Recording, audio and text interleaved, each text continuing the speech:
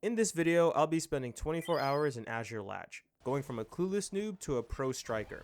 My goals are to get 100 wins, unlock as many styles as possible, and score a whopping 1,000 goals.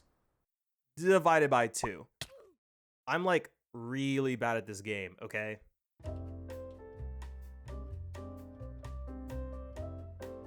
I started by making a brand new account to prevent myself from having an advantage going into the challenge. I understood the basics of the game. It's a 5v5 soccer match where you have to outscore the other team using characters called styles, each with their own unique abilities, very similar to Blue Lock Rivals. Unlike Blue Lock Rivals though, this game has a brutal learning curve and a community that's not so beginner friendly. As with every newcomer, I started off with Isagi, who has 2 moves, Naruhaya footwork and direct shot. I spent the first match running around aimlessly, having no clue what I was doing until I finally got the ball. Then I instantly lost it. I then wondered, why is it when they get the ball, they're zooming like Bugattis, but when I have it, my cleats turn into cinder blocks? Well, let me explain how movement works in this game. Unlike BLR, where you press one button and travel halfway up the field, movement here is a bit more manual. You have a super run, tackle, and side dash, all of which can be chained to move around quicker. With the ball, you gain access to dribbles, rainbow flicks, and headers. Combining these with your movement options creates a mind game, where you're constantly reading the field to determine your next move while predicting what your opponent will do and figuring out how to avoid them. Anyway, we somehow lost that match even though the score was 8-7, but I guess I'm bad at counting. After redeeming codes, I rolled it down and unlocked Gagamaru, Shido, Aiku, and Barrow. I decided to give Barrow a try because unlike Asagi, he had 3 moves. 2 for mobility, chop dribble and king's path, and 1 for shooting, long shot. Next game I also decided to take a different approach. This time I sat back and studied how other people moved with the ball, then copied it when I had possession. And shockingly, it worked because I scored my first goal 15 minutes in. I tried going for another, but was brutally shoved off the ball. Yeah, that's totally fair. My goalkeeper then rage quit and left me to face 3 people alone. I had no choice but to lock in, and after decimating this poor fella's ankles, I dragged both of them with me and hit the nastiest second goal ever. In the next game, the tides turned and we 3v1 some guy. Honestly, I felt sorry for him, but not sorry enough to switch teams. I scored a hat trick and got my first MVP, but during that match, I found my first issue with this game: team imbalancing. Some people would rather pile on and jump on the stronger side than make things fair. It's kind of ridiculous and I have no clue why it even exists in the first place. The final game of the hour though was the most tense. After trading goals back and forth, it was tied with only 10 seconds left on the clock. Me, having no idea what I'm doing, accidentally used my flow, which apparently steals the ball from my teammate if they have it. Oops. But instead of calling me out for my selling, my team hyped me up and put all their faith in me. So with the power of friendship coursing through my veins, I focused everything on ending this match once and for...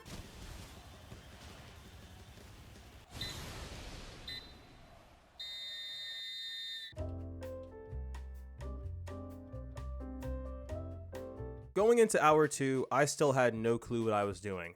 My dribbling felt clunky, so I defaulted to passing instead of trying to maneuver past people.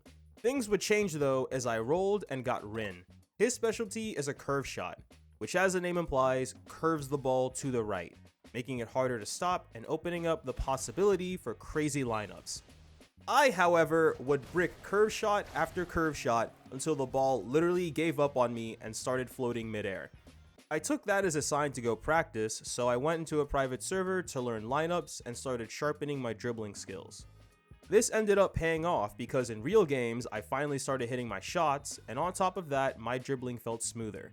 But all this confidence and fun would soon fade, as I had to face a Yukimiya.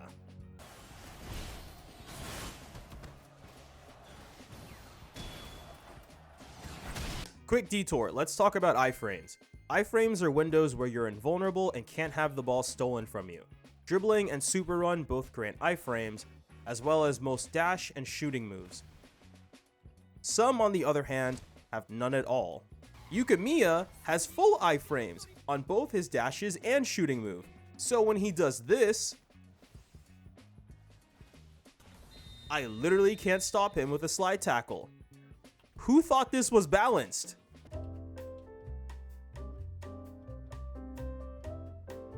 At this point, Barrow had become my main.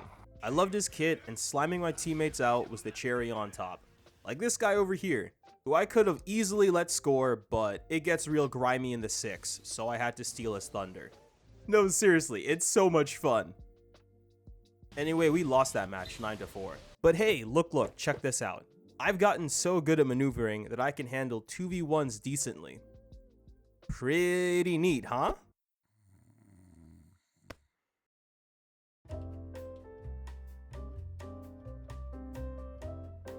Immediately upon joining a new lobby, everyone left. They must have felt threatened by my aura.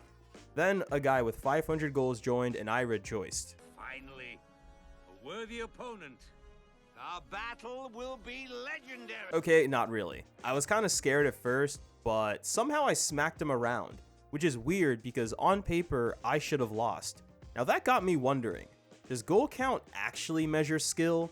Does a higher goal count directly mean a better player, or just someone who's been playing for a long time? What really measures skill in this game? Is Type Soul dying?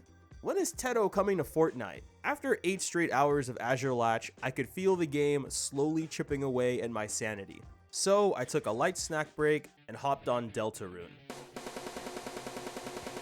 Boy, I love this game.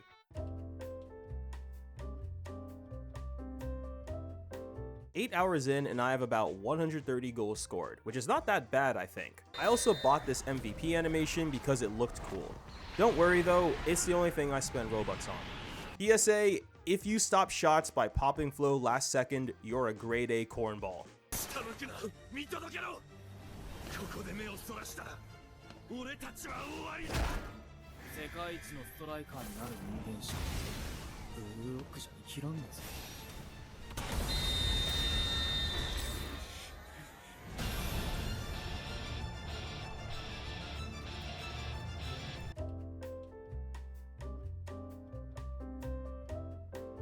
"10 grueling hours in, and I think I can speak for everyone when I say if you can't dribble past multiple people, stop taking center forward. I had a center forward that kept losing the ball over and over and over again. He then told us that he can prove himself, and well, we all know how that goes. After that game, I had another tense match. We were down 1, and with only 10 seconds left, I got the ball and quickly rushed down the field to score the equalizer. The game was far from over though. We went back and forth for a bit, and after a few close calls, we finally got the ball again. I had my flow up, my teammate had the ball, and things felt oddly familiar. I knew what had to be done. I had to make up for my shortcomings in the first hour. The only person who could finish this was me.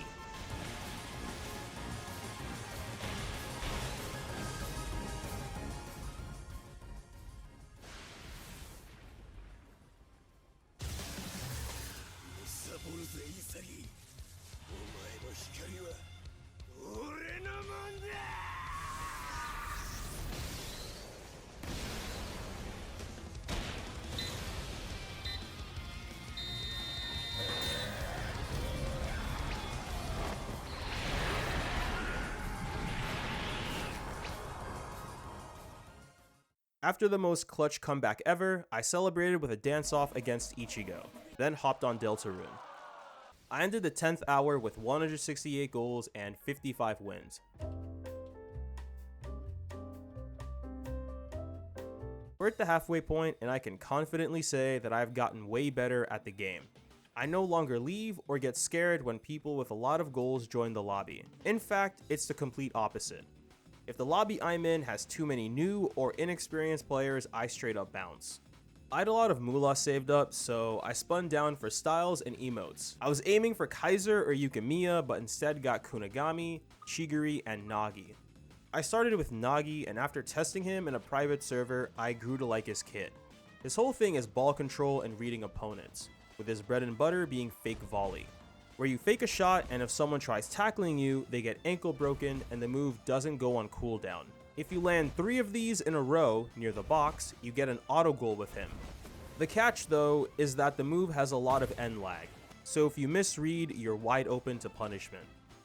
I then spent the 13th and 14th hours trying out Chigiri, Aiku, and Shido, which went awful when I played real games with them. They're cool in their own right, but their moves just don't fit my playstyle. At this point, Nagi and King are the two styles that I personally prefer.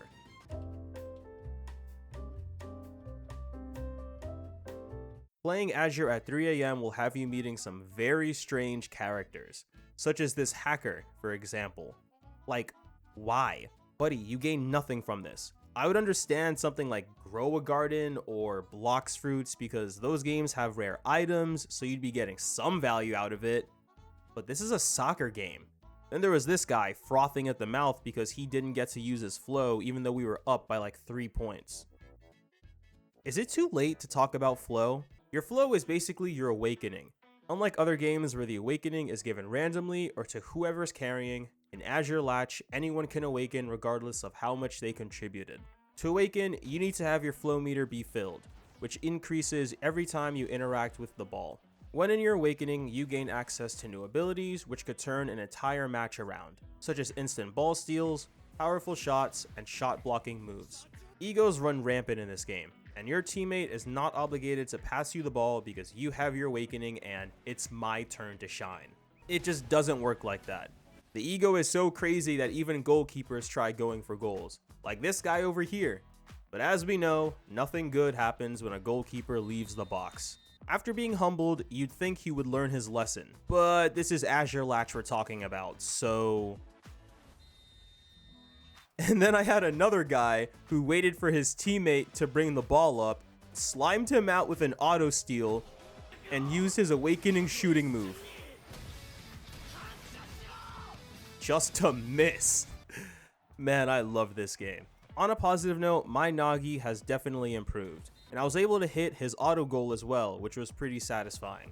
At the end of the 16th hour, I substantially felt the skill gap between me and new players, to the point where I felt that I could easily 1v3 them. To end things off on something wholesome though, I met this Asagi that was being super kind and supportive to this Rin player, who was new to the game. You see, this kind of positivity is what we need to see more of in the community. Be positive, twin. Spread kindness and joy. Don't crash out on your teammates or new players for making mistakes.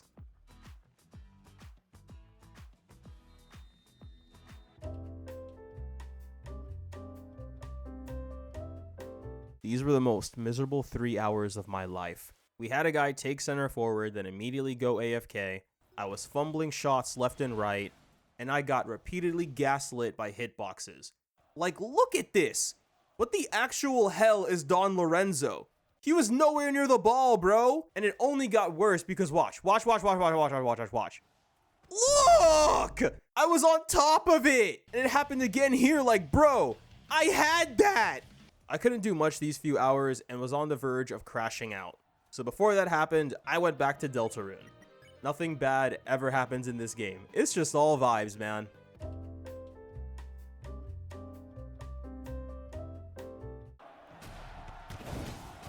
Yep. Another hacker. After farming his flow, he tried using 2-gun volley from behind the post. And bricked. Yeah, bro, just lock off. By this point, I had 3 hours left and only 300 out of 500 goals scored, so I wasn't feeling too optimistic about hitting the goal count. But even if I don't get 500 goals, one thing's for sure, I've gotten a lot better at this game. I even unlocked my first true mark of skill. I got called a sweat. And what makes it even funnier is that the guy who said it had more goals than me. Yeah, your boy's getting good. Oh, also, I got Bachira. So that's 10 out of 14 styles unlocked. RNG has not been generous to me.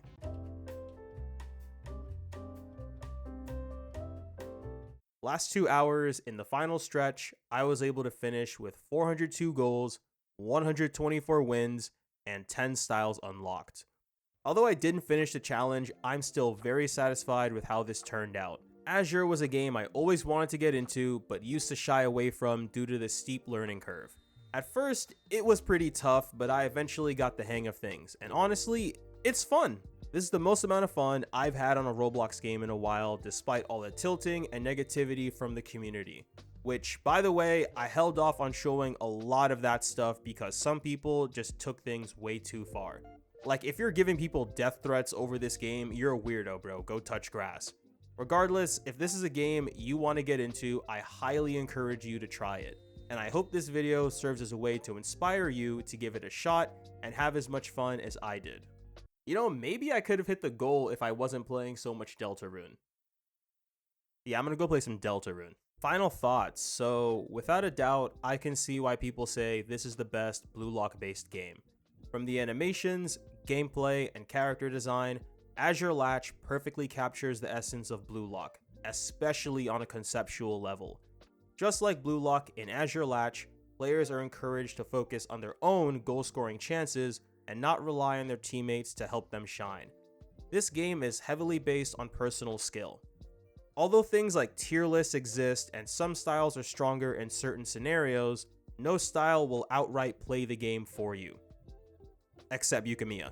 No, I'm kidding. If you want to be in the spotlight, you need to put the work in and have enough game knowledge to make the most out of what style you're using. Before I end the video though, I just want to give a few tips to any newcomers still watching. The first is to practice in a private server. Movement, dribbling, and scoring all take time to get the hang of, and trying out the 14 unique styles will help you find what fits your playstyle. And I know that you start off broke, but there's a lot of codes that this game has, so make sure you use the codes. The second is to not choose the center forward role. Like I said, that role is for people who know what they're doing, they know how to dribble past multiple people. Instead, try to go center midfielder or winger. That way you can watch how other players handle the ball, learn from them, and look for openings to steal or counter. If the ball gets stolen from them, ask yourself, what could they have done differently to keep the ball? Third is to be unpredictable. Repeating the same movements makes it easy for opponents to read you. Mix it up to stay elusive so they never know what you're gonna do next. And the fourth and most important is to not be afraid of messing up. We all started as noobs, and if your teammates or other players get toxic, mute them and just focus on the match. All they need to communicate with you is pings anyway. Azure Latch is super fun and anyone can get into it with practice and patience. If anyone else wants to drop some tips or ball knowledge, feel free to in the comment section. But for now, that's it for this video. Thank you for watching, have a great day, and peace out.